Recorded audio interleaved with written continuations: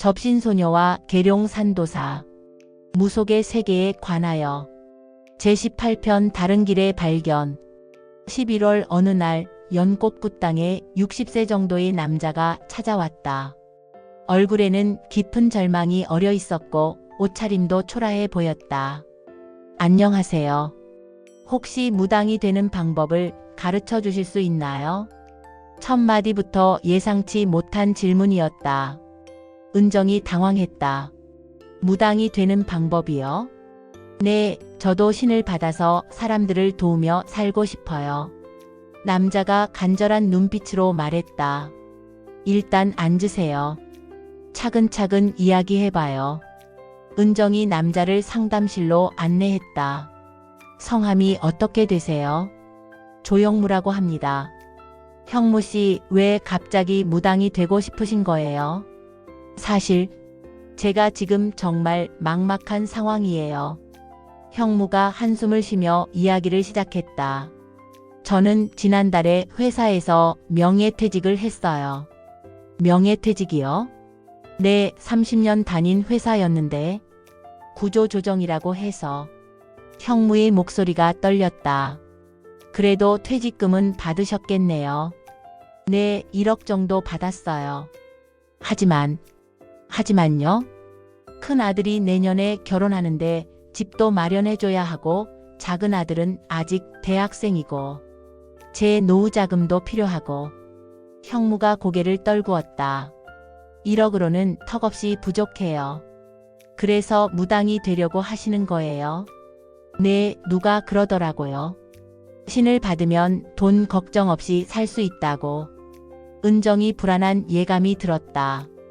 혹시 벌써 시도해 보신 적 있나요? 네, 사실 신굿을 3번이나 했어요. 3번이나요?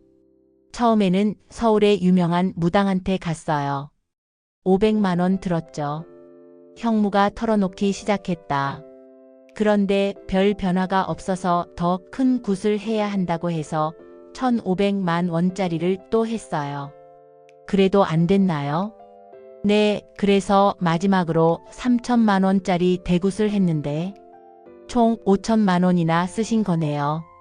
네, 퇴직금의 절반이 날아갔어요. 은정이 마음이 아팠다. 또 다른 피해자였다. 그런데 지금도 아무 변화가 없으시죠? 네, 신이 안 내려와요. 형무 씨, 혹시 그동안 영적인 체험을 해보신 적 있으세요? 영적인 체험이요? 네, 꿈에서 누군가를 만난다거나 이상한 소리를 듣는다거나. 아니요, 전혀 없어요. 어릴 때부터도요? 네, 평범하게 살았어요. 은정은 이미 답을 알고 있었다. 이분은 무당이 될 소질이 없었다. 형무 씨, 솔직히 말씀드릴게요. 네, 무당이 되는 건 타고나는 거예요. 아무나 될 수 있는 게 아니에요. 그럼 저는 안 되는 건가요? 형무가 절망적인 표정을 지었다. 무당은 안 되시는 것 같아요. 하지만 다른 길이 있어요. 다른 길이요? 네, 형무 씨도 사람들을 도우며 살 수 있는 방법이 있어요. 어떤 방법인가요? 일단 형무 씨가 가진 장점이 뭔지 알아봐야겠어요. 은정이 형무에 대해 더 자세히 물어보기 시작했다. 어떤 일을 하셨어요? 회계 일을 했어요. 30년간 쭉. 회계요? 그럼 숫자에 밝으시겠네요. 네, 그건 자신 있어요. 다른 특기는 없으세요? 어릴 때부터 사주에 관심이 많았어요. 사주요? 네, 취미로 공부해서 주변 사람들 사주를 봐주곤 했어요. 은정의 눈이 반짝였다. 사주를 정말 잘 보세요. 네, 웬만한 전문가보다 낫다고 하더라고요. 그럼 그게 바로 형무 씨의 길이에요. 사주요? 네, 사주 상담가가 되세요. 형무가 어리둥절했다. 하지만 사주로는 돈을 많이 못 벌잖아요. 그렇지 않아요. 요즘 사주 상담 받으려는 사람들 정말 많아요. 정말요? 네, 특히 형무 씨처럼 오랜 경험이 있으시면 더욱 좋죠. 은정이 형무를 격려했다. 하지만 어떻게 시작해야 할지. 제가 아는 명리학 선생님이 계세요. 소개해 드릴게요. 며칠 후 은정은 형무를 데리고 공주 시내의 지명철 학원을 찾았다. 올바르게 안내해 준다는 것을 알고 있었다. 선생님, 안녕하세요. 60대 중반의 오명준 선생이었다. 가끔 만나서 친분이 생긴 사이였다. 어서 와라, 은정아. 이분이 그분이구나. 네, 조영무 씨예요. 반갑습니다. 형무가 인사했다. 앉아보게. 자네 사주부터 봐야겠네. 오 선생이 형무의 생년월일시를 물어보고 사주를 뽑기 시작했다. 흥미롭네. 어떤가요? 이 사주는 무당될 사주가 아니야. 오 선생이 단호하게 말했다. 역시 그런가요? 형무가 실망했다. 하지만 명리학에는 아주 좋은 사주네. 정말요? 응, 청간과 지지의 배치가 명리학자에게 딱 맞아. 오 선생이 설명해 주었다. 특히 정인이 강해서 직관력이 탁월하고 식신이 있어서 사람들을 가르치는 일에 적합해. 그럼 제가 명리학을 할 수 있다는 건가요? 할 수 있는 정도가 아니라 잘할 수 있어. 오 선생이 확신에 찬 목소리로 말했다. 하지만 저는 아직 부족한데. 경험은 있다며? 30년간 취미로 했다고 했지? 네, 그렇긴 하지만. 그럼 이론만 보강하면 돼. 내가 가르쳐 줄게. 정말 가르쳐 주실 거예요? 그럼 우리 나이에 후진양성 안 하면 언제 하겠나? 오 선생이 웃었다. 하지만 돈 걱정하지 마. 나도 은정이한테 신세를 진 게 있어. 저한테요? 은정이 궁금해했다. 내 손녀가 작년에 은정이한테 상담받고 많이 좋아졌거든. 아, 그런 일이. 그러니까 이건 보답하는 거야.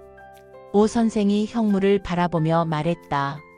6개월만 열심히 하면 독립할 수 있을 거야. 정말요? 형무의 얼굴이 밝아졌다. 그런데 선생님, 사주 상담가로 생계를 꾸릴 수 있을까요? 형무가 현실적인 걱정을 했다. 물론이지. 그러나 먹고 사는 것과 학문은 다른 거야. 얼마나 벌 수 있어요? 3년만 열심히 내공을 쌓으면 밥은 벌 수 있을 거야. 밥만 벌면 어떡합니까? 가족들은요? 그건 내가 어떻게 해줄 수 있는 것이 아니야. 다만 생각해봐. 경제적으로 여유 있고 말고는 노력과 실력과 환경에 달렸으니까. 오 선생의 말에 형무는 낙담했다. 여태까지 직장에서 월급만 받아봤기 때문에 보장되지 않은 미래는 너무나 불안했기 때문이다. 세상에 돈을 버는 것이 보장된 일은 없어. 죽자고 노력해도 겨우 밥을 먹고 사는 것이 당신의 재물 그릇이야. 뭘 더 바라겠어? 형무가 깜짝 놀랐다. 그리고 듣고 보니 틀린 말도 아닌 것 같았다. 그러면 다른 일을 찾아봐야 하는 건 아닌가요? 알아서 해. 공부는 알려줄 수 있지만 먹고 사는 문제는 내 영역 밖이니까. 나를 봐, 이 나이에 이러고 살잖아. 하지만 경쟁이 심하지 않나요? 세상에 경쟁이 없는 일은 없어. 그건 실력으로 극복해야지. 오 선생이 확신에 차서 말했다. 그리고 형무 씨는 회계 출신이라 더 유리해. 왜요? 사주에서 재물운 보는 게 중요한데 회계 경험이 있으면 훨씬 구체적으로 조언할 수 있거든. 아, 그렇네요. 예를 들어 사업하기 좋은 시기나 투자 시점 같은 걸 정확하게 알려줄 수 있지. 형무가 실망스런 표정에서 점점 자신감을 갖기 시작했다. 그럼 언제부터 시작할까요? 내일부터 와.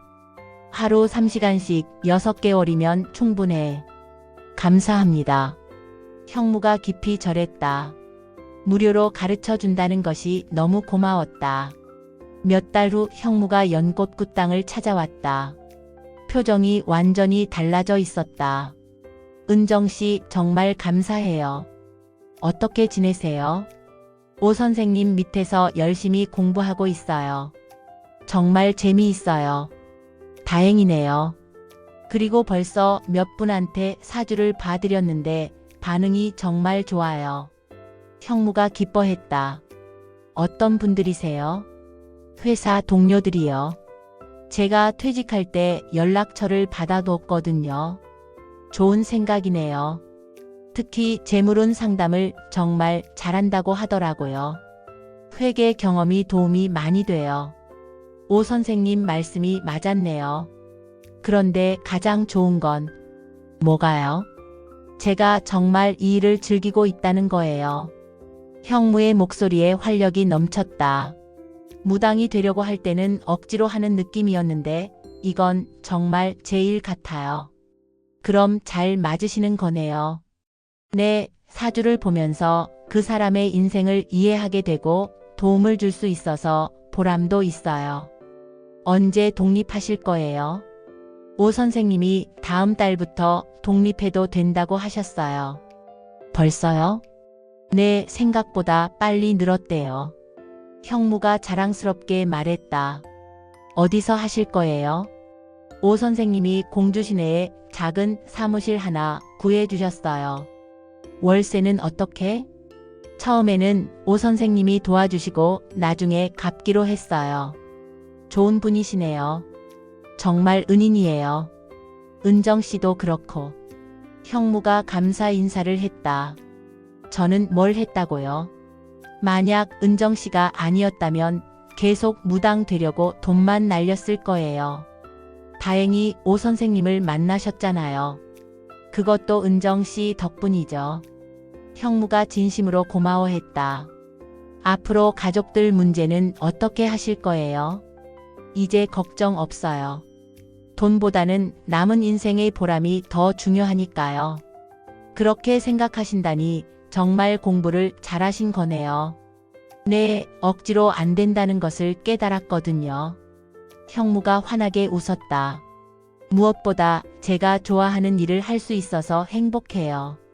정말 다행이에요. 은정 씨 정말 감사해요. 제가 다른 길이 있다는 걸 알려주셔서. 형무 씨가 워낙 좋은 소질을 가지고 계셨으니까요. 하지만 은정 씨가 알아봐 주지 않았다면. 형무가 또 감사 인사를 했다. 앞으로도 가끔 안부 전해주세요. 당연히 그럴게요.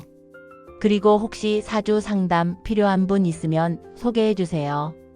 네, 그럴게요. 그날 저녁 장 선생과 정법 스님이 함께 왔다. 은정 씨 또 좋은 일 하셨다면서요? 이번에는 어떤 일이었어요? 은정이 형무의 이야기를 들려주었다. 아, 그런 일이. 현명한 판단이었네요. 장 선생이 칭찬했다.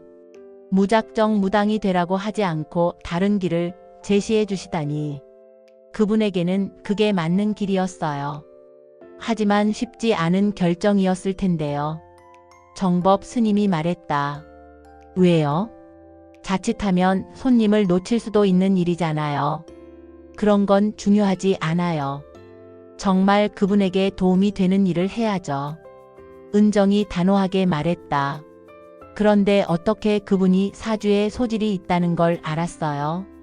이야기를 들어보니까 숫자에 밝고 사주를 취미로 오래 해왔더라고요. 역시 상담가의 눈이네요. 그리고 무엇보다 그분이 즐거워하는 모습을 보니까 확신이 섰어요. 즐거워한다는 게 중요하죠.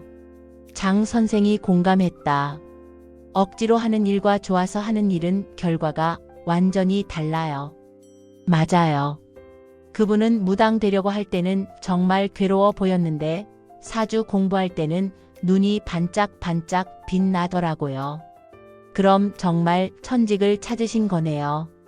정법 스님이 기뻐했다. 그런데 은정 씨 이런 경우가 더 있을까요? 어떤 경우요? 무당이 되고 싶어 하지만 소질이 없는 사람들. 아마 꽤 있을 거예요. 은정이 걱정스러운 표정을 지었다. 요즘 경제적으로 어려운 분들이 많아서 무당을 돈벌이 수단으로 생각하는 경우가 있거든요. 그런 분들은 어떻게 해야 할까요? 각자에게 맞는 다른 길을 찾아드려야죠. 감언이설에 속아서 신당만 차려놓고 시리에 잠긴 사람들도 참 많거든요. 쉽지 않은 일이네요. 하지만 꼭 해야 하는 일이에요. 은정이 결연한 표정을 지었다. 잘못된 길로 가서 더 큰 피해를 당하는 걸 막아야 하니까요. 그럼 앞으로도 이런 일을 계속 하실 건가요? 네, 무당의 일이 단순히 굿하고 전보는 게 아니라고 생각해요. 어떤 일이라고 생각하세요? 사람들이 자신에게 맞는 길을 찾을 수 있도록 도와주는 일이요. 은정의 말에 두 사람이 감동했다.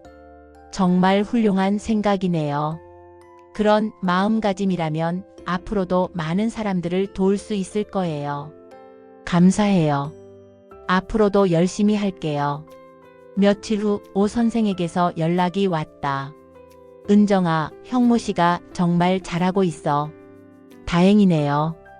벌써 단골 손님이 몇 명 생겼다고 해. 정말요? 응, 특히 재물운 상담을 정말 잘해. 회계 경험이 정말 도움이 많이 되는구나. 잘 됐네요. 그런데 형무 씨가 은정이 이야기를 자꾸 해. 무슨 이야기요? 자기 인생의 은인이라고. 정말 고마워하더라. 오 선생의 말에 은정이 뿌듯했다. 제가 뭘 했다고요? 아니야, 정말 잘한 일이야. 자칫하면 평생 잘못된 길로 갈 뻔한 사람을 구해준 거잖아. 앞으로도 그런 분들이 오시면 잘 부탁드려요. 그럼 언제든 연락해. 전화를 끊고 나서 은정은 뿌듯함을 느꼈다. 형무 씨가 자신에게 맞는 길을 찾아 행복해하는 모습을 상상하니 마음이 따뜻해졌다. 무당의 일이란 단순히 신을 받는 사람만 할 수 있는 게 아니라 사람들이 각자에게 맞는 길을 찾을 수 있도록 도와주는 것이라는 깨달음을 얻었다.